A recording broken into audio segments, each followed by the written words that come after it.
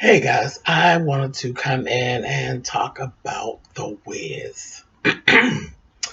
Okay, so I go way back with the WIZ, like way back with the WIZ. Let's start off with the fact that as a child, I always loved the Wizard of Oz. So I've always watched the Wizard of Oz. They always show it at Christmas time every year.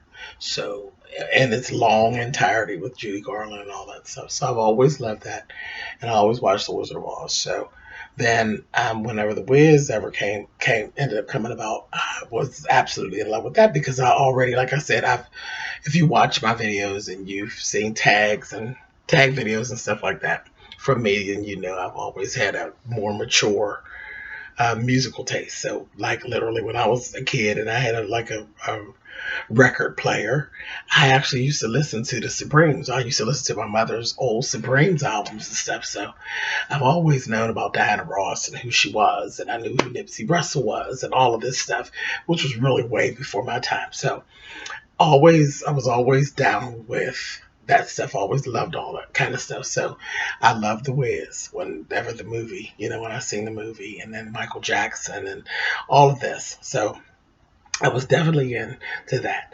As an adult, I did see Stephanie Mills on stage as Dorothy, and that was something that I will never forget. It was phenomenal. So, just very vested into this whole Wizard of Oz Wiz situation. You know that I do, well, some of you know that I do film impersonation, and I do pageants as well. Me and my brother actually have joined forces, and I've actually done the scene from the stage play, The Wiz, the Be a Lion, with the whole duet with the lion and Stephanie Mills going back and forth. I've actually reenacted that whole scene as one of my talent numbers for a pageant, and I actually had the album cover redone as a backdrop. My godfather, when he was still living, actually had done that for me. So, really vested into this whole Wiz thing. So, I was excited about seeing it. Well, I have to tell you, I was absolutely impressed with the job they did. Absolutely proud of everybody on stage. David Allen Greer as a lion, flawless. And I thought he had the best costume on stage. The costuming itself was standalone. It was huge. It was That costume department played no games with this production at all. They played no games. Do you hear me? That lion's costume was dead on. There was literally one costume in the whole production that I had a problem with, and that was a scarecrow. It was a little scary looking for me. Um, it was okay, a little scary looking, and I think it could have been. They should have rethought that one out because it didn't go. Even once they got everybody else's outfits done, and then they look back at that one, it didn't even look on the same caliber. The Tin Man's costume was flawless. It was fabulous. Um, the choosing of the people to play the characters, you all got my vote. Fantastic. Everybody's voices everybody really did their thing.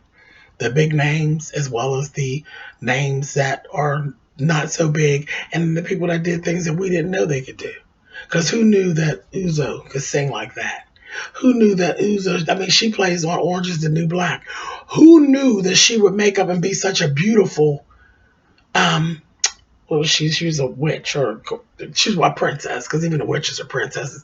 She was one of the princess characters. She looked so phenomenal in her dress and all dressed up. She looked beautiful. She did. She looked beautiful, and I look forward to seeing her do more than playing crazy eyes and all of that. Because that's cool because she does the hell out of all of that.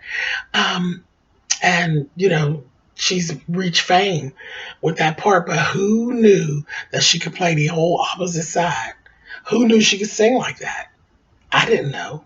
I didn't know. She was fantastic. Mary J. Blige stepped up to the plate and did a great job.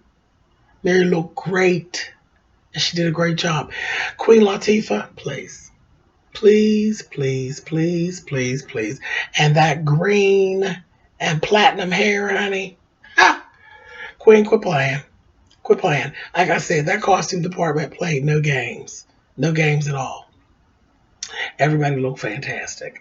I loved all the costumes. But again, anything that has Cirque du Soleil attached, you already know the costuming and the backdropping and the acrobatics are going to be fantastic. And they were stellar. They didn't skimp on anything. It was fantastic. The way the sets moved, how quickly they moved, how smoothly they moved, how complete that the sets were.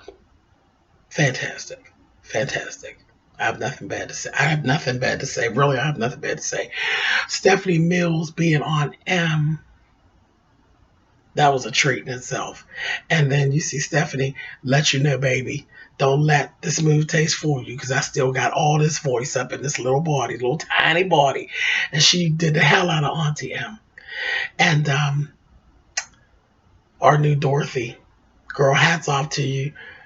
Shanice Williams, you were fantastic, Mama, and I hope more. I hope you reach success that you can't even bottle up because she's a fantastic talent. She really is.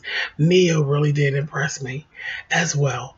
The little guy, I can't think of his name, who actually played the Scarecrow. He did a fantastic job. Um, and that was the big thing, especially with him. He didn't try to copy Michael Jackson because there will never be another Michael Jackson. Okay, so there's no need to try to copy him. There's no need to try to be him. You're not. You're not ever going to be. Nobody's ever going to be Michael Jackson. Michael Jackson and Whitney Houston are standalones. There will not James Brown. Those. There will never be replacements for these people. These people are a staple, and that's it. And the only thing you can do is try to do well enough to be considered. You'll never surpass them and the things that they became known for. It's just the way it is. So that was the thing that I loved about everybody in this. They didn't try to redo, like the Tin Man didn't try to be Nipsey Russell. He did it. They all had their own flavor. Even through the Tin Man and all that, I still could see Neo. And I could see Neo putting his own spin on it. Each of them. The Shanice didn't try to be Stephanie Mills. Shanice was Shanice, and that was so good. I was so happy with that. Because copying is flattery, but some things are just so damn good. There's no need to even bother with them. And that's kind of how I thought things were going to be with this. I thought it was going to be one of them situations where it's like, child, why are you even bothering? But they did a fantastic job. They put new spins on things. Baby, the Emerald City was giving me the club. And then they actually did have some of the club and the house children actually voguing the house down. And that made me really happy. And I was proud when I looked out there and I seen a few of the club kids that I actually knew from the house scene and the ballroom. And I was like, hey, that's cool. That's really, really cool. And I'm glad that they went that route. So that was really good. I really enjoyed that. I don't have anything bad to say. I thought it was fantastic. If you missed it, you really did miss something. I don't see them replaying this on television. Maybe again next year at holiday time or something like that. What my hope is that they will release it on DVD. And if they do, and you haven't seen it, then you definitely owe it to yourself to go and grab a copy. If you did see it, it's something that you would want to have as a keepsake. Buy it, don't unwrap it. Buy it and don't unwrap it. Buy it, put it away. That's how my Color Purple DVD has never been opened. It's, buy it, put it away. But definitely it's something to have. If they release it on DVD, I will definitely be purchasing a copy, unwrapped and it'll be wrapped. I will not unwrap it. I'll put it away. But it was something fantastic to see. So I hope they do release it on DVD. They did release a CD of the soundtrack, so hopefully they'll do DVD as well.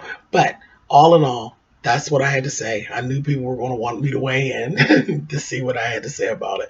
But I had nothing bad to say. It was wonderful. And I was so glad to see it on mainstream television because we need this because they've removed so much of the arts from the curriculum from school that We need this, because if we don't introduce our children and ourselves into art and culture and all of these things, who's going to introduce us to them? You just look up and maybe somebody will introduce you. It's too much goodness to miss out on. So to see it on Channel 11, mainstream, was really, really good. Made me real happy, and we need to see more of this. So I'm glad it went off really well, and I understand that the numbers were really, really good. So hopefully we'll see some more stuff like this in a stage play form. We still need to be attached to the arts. This is what we do. This is what we do. You know, just is what it is. It is what it is. A lot of talent. There's a lot of talent. We're all on YouTube right now. You're watching YouTube right now. There's so much talent to be found on YouTube till it's sickening. There are some very, very talented young people that are on YouTube waiting to make a break and break out and show you who they are. It hurts your stomach sometimes to know how talented some of these folks that are making videos are, just waiting for somebody to discover them. So that's another video for another time. Thank you guys so much for watching. This was my review for the WIZ live. I loved it. I thought everybody did a fantastic job, and I was very, very proud. So with that, I'm going to go thumbs up, thumbs down. You guys know how that all works, and I will actually see you guys in the next video. Bye, guys.